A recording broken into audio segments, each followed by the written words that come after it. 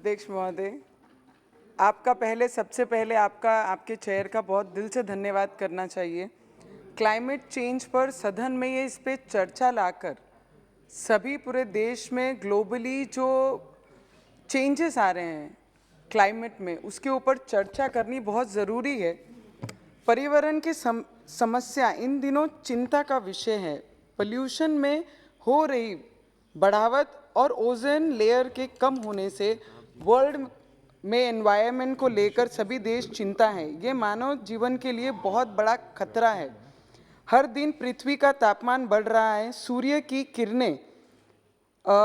किरणें जमीन पर आने के कारण आँखों को और हेल्थ की समस्या हो रही है। नदियों में फेंके जाने वाले कचरा और गंदगी ने केवल पानी को दूषित नहीं किया है, बल्कि बीमारियों को भी बढ़ावा देती है।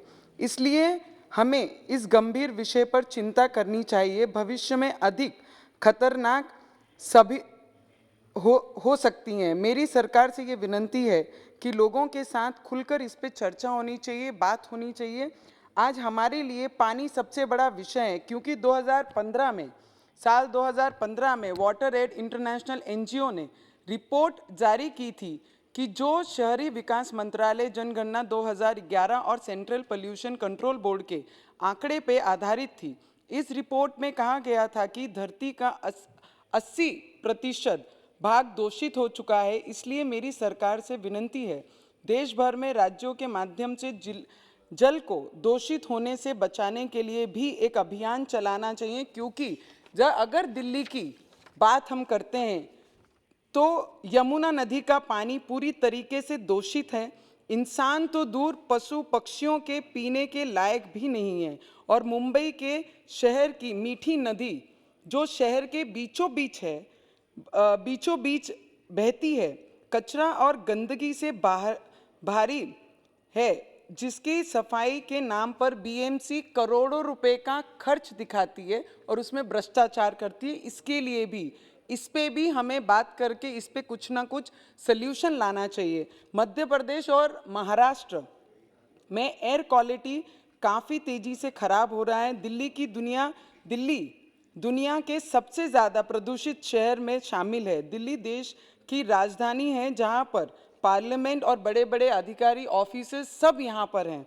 उसके बाद पोल्यूशन के कारण स्कूल कॉलेज बंद किए जाते हैं, जहाँ पे टोटली अगर दिल्ली में कोई आना चाहता है तो पहले पूछते हैं वहाँ के पोल्यूशन कैसा है, वहाँ पर रहना सुरक्षित है कि नहीं है, हेल्थ के लिए वो ठीक है कि नहीं है, पहले इस पे बातचीत होती है। तो मुंबई की बात करें तो एयर क्वालिटी में भारी गिरावट हुई। मुंबई के बीकेसी के एवरेज एयर क्वालिटी इंडेक्स 202 तक पहुंच गई थी, जो सबसे खराब स्थिति है। जबकि एयर क्वालिटी इंडेक्स यदि 100-200 के बीच रहती है तो एयर क्वालिटी एवरेज मानी जाती है। इस गंभीर विषय पर भी केंद्र सरकार ने संबंधित मंत्रालय को ध्यान देना चाहिए।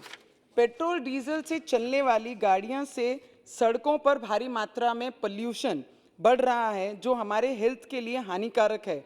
उसके कारण कई तरीके की बीमारियां बढ़ रही है। इसलिए मेरी केंद्र सरकार को एक सुझाव है, electric vehicle, CNG vehicle, solar vehicle पर भारी सब्सिडी देकर नागरिकों का ध्यान आकर्षित करना चाहिए, जिससे पेट्रोल डीजल की गाड़ियों की जगह पोल्यूशन फ्री व्हीकल खरीदें और पोल्यूशन मुक्त ये करा जाए।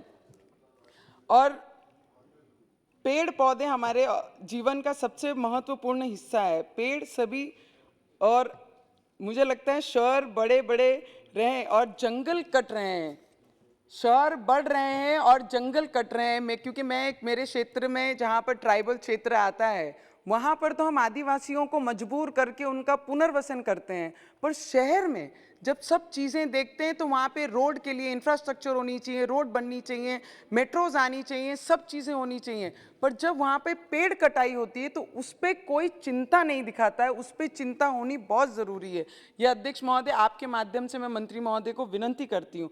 आज देश भर में हाईवेज हैं, लाइन्स हैं, मेट्रोज हैं, मल्टी पर्पज़ कंपनीज जो बन रही है, मल्टीनेशनल कंपनीज, बड़ी बड़ी बिल्डिंग्स बन रही हैं, और प्राइवेट फ्लैट सोसाइटीज़ जो हो रही हैं, उसके लिए भी हमें चिंता करनी चाहिए कि उसे कैसा रोका जाए। क्योंकि ग्रामीण क्षेत्र में, सर आपके माध्यम से मैं बताना चाहूंगी कि आज जो क्लाइमेट में किसानों की बहुत बुरी हालत है। पहले एक समय होता था कि भाई ये महीने में इतना बारिश आना है और ये तारीख से हमको बुआई करनी है। आज वो चीज़ें स्थिति स्टेबल ना होने के कारण बारिश में ठंड, ठंड में धूप, धूप में बारिश, ये जो स्थितियां आ रही हैं इसके ऊपर नियंत्रण लाना बहुत ज़रूरी है और सरकार उस तरीके से काम कर रही है। मंत्री महोदय ने भी उस पर बहुत ज़्यादा काम किया हुआ है।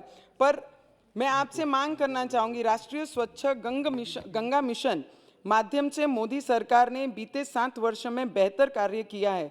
उसी तरह से मेरे आपके माध्यम से सरकार से निवेदन है, गांव-गांव को जोड़ने वाले नालों की स्वच्छता के लिए भी एक अभियान देश भर में राज्यों के साथ एकजुट होकर चलाने चाहिए, जिससे नगर और शहर की तहत ही गांव भी स्वच्छ हो और सुंदर हो सके। सर, मैं आपको बताना चाहूँगी, जहाँ ट्राइबल क्षेत्र हैं सर, मेरे क्षेत्र में जहाँ पर टाइगर रिजर्व जोन है, बर्ड सेंचुरीज हैं और इको सेंसिटिव जोन है, एनवायरमेंट, वहाँ पे tourism, sir last 1 minute sir, just that's sir, वहाँ पर जहाँ पर आम लोगों को जाने की भी एंट्री नहीं है, वहाँ पे स्टोन क्रशर जोन चल रहे हैं। जहाँ पे क्रशर चला रहे हैं वहाँ पर आने वाले टूरिज्म के लिए, जानवरों के लिए, पशु पक्षियों के लिए सबसे ज़्यादा हानिकारक है।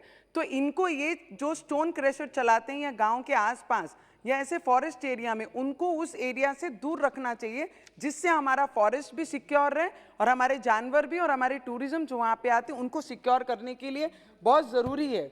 सर, अमरावती महानगर पालिका के राजौरा, परसोड़ा और मासोद और इल्ला में सर एक क्रशर कंपनी चलती है, चौरसिया कंपनी, सर लास्ट ऐसे उल्लेख मत कीजिए किसी नाम का। क्रशर चलता है, उसके माध्यम से जो हमारे पानी का स्तर है वो बहुत नीचे गया। मैं सरकार का बहुत दिल से धन्यवाद करना चाहूंगा। No mention should be of the any name. Sir last 1 line, बस 1 मिनट।